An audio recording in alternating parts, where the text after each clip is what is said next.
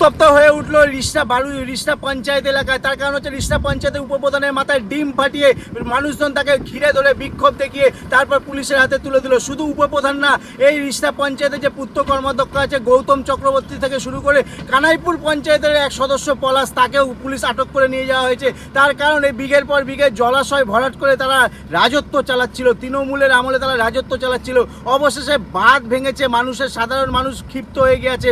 তার কারণ সাধারণ মানুষের জায়গা দখল করে নিয়েছে এই তৃণমূলের নেতারা। সদস্য আমাকে দেখে দেবে বলেছে,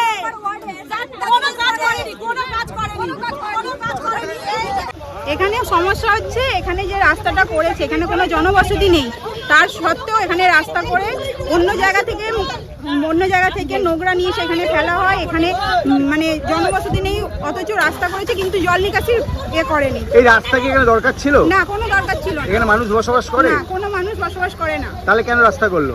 সেটা তৃণমূলের লোকেদের জিজ্ঞাসা করবেন কেন করেছে, কিসের জন্য করেছে, তাদের এর জন্য ফায়দার জন্য করেছে। এই যে এখানে বলছে নাকি বন্দুক থেকে জমি নিয়ে নেওয়া, এই ব্যাপারটা কি? হ্যাঁ, সেটা তো ভয় দেখিয়ে তো দিনের পর দিন করেছে। ভয় দেখিয়ে তো দিনের পর দিন তো করেইছে। জমি নিয়ে সেগুলোকে ওরা নিজেরা করছে, বিক্রি করছে। আর কারো মাথায় মেশিন ঠেকিয়ে, কারো মাথায় আবার ভয় দেখিয়ে, কারোর বাড়িতে বলে এসেছে যে 4 তারিখের পর হুমকি দিয়ে এসেছিল এই জমি আমরাই নিয়ে নেব। অবশেষে পুলিশ তাদেরকে আটক করে নিয়ে যাওয়া হয়েছে।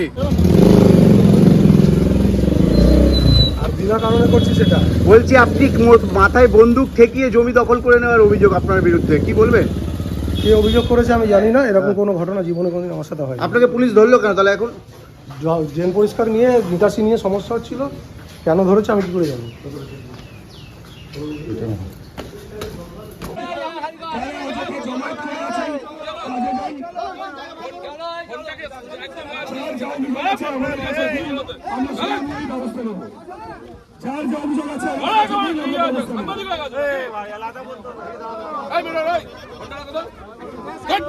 আমার কোনো কাজ বাজ হয় না স্যার, আমি কোনো পদেও নেই স্যার, আমি তৃণমূল করতাম, আমি কোনো কিছু করিনি স্যার। আমার বাড়িতে টাওয়ার পর্যন্ত এসছে, আমি নিয়ে নিই 14,400 টাকা করে মাসে। এখানে এরা নিয়ে এসছে, বলছে তুই এর মধ্যে জড়িত। আমি বলি না, আমি জড়িত। পঞ্চায়েত সদস্যকে নিয়ে যাচ্ছে, আমি এর মধ্যে নেই স্যার। তোর সঙ্গী ভঙ্গি ডাক, যারা ধমকি দিছিল কারা ধমকি দেবে? অবশ্যই জানিস, তুই তো বুঝলি।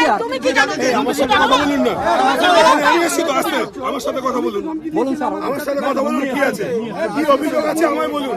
আইন হাতে তোলার কারো অধিকার নেই। কেউ হাতে তুলবেন না, কেউ আইন হাতে তুলবেন না, আইন হাতে কেউ তুলবেন না। ফাঁকা করুন, আমরা এসছি। কি অভিযোগ আছে দিন, যা ব্যবস্থা হবে সেটা নেওয়া হবে। অভিযোগ আছে, ফাঁকা করুন, ফাঁকা করুন, রাস্তা ফাঁকা করুন, ক্লিয়ার করুন, যার যার কাজে যান, চলুন। ফাঁকা করুন, ফাঁকা করুন। ধমকি দিয়েছে, ধমকি দিয়েছে, অভিযোগ করেছেন, ধমকি দিয়েছে, অভিযোগ করেছেন, ধমকি দিয়েছে। আর অভিযোগ ফালতু কথা কেন বলছেন? এখানে 2 বছর আমি আছি, ফালতু কথা বলবেন না, ফালতু ওই সমস্ত লুকানো কথা বলবেন না। বিক্রি বাটা 5 লক্ষ টাকা করে বিক্রি করেছে, 15,000 টাকা করে কমিশন খেয়েছে। কে? শাহজাহান উপপ্রধান। কোন পঞ্চায়েতের? রিষ্টা পঞ্চায়েত। এই জমির যে রাস্তাটা হয়েছে, রাস্তাটা কি দরকার ছিল? দরকার ছিল না, ও জায়গা বিক্রি করছে, এখন তারা পাবলিকে বেরোবে কোথা থেকে? তাদের তো বেরোবার রাস্তা দিতে হবে, তা নাহলে তারা কিনবে না। এই জমি বলছে নাকি জবরদখল করে নিয়ে নিয়েছে। জবরদখল করে নিয়েছে তো। এই জমির মালিকানা কই? একদিনও তো মালিকানা দেখলাম না। আমি আজকে 1949 সালে বাড়ি আমার, আজ পর্যন্ত আমি কোনোদিন জমির মালিক দেখিনি।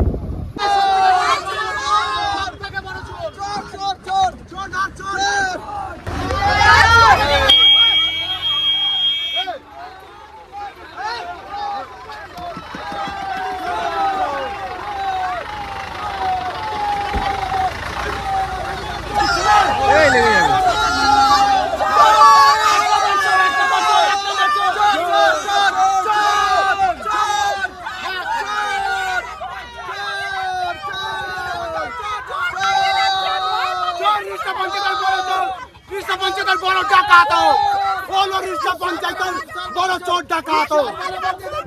তবে এই মুহূর্তে পুলিশ তাদেরকে আটক করেছে, আটক করে থানায় নিয়ে যাওয়া হয়েছে। এই যে জলা জমি ভরাট করে যে ব্যবসা করা হচ্ছিল বেআইনিভাবে, তা যদিও তৃণমূল সরকার ছিল বলে সেটাই সম্ভব বলে অনেকে মনে করছেন। ইসরা থেকে অদীপের সঙ্গে প্রসেনজিৎ, হিন্দুস্তান টিভি।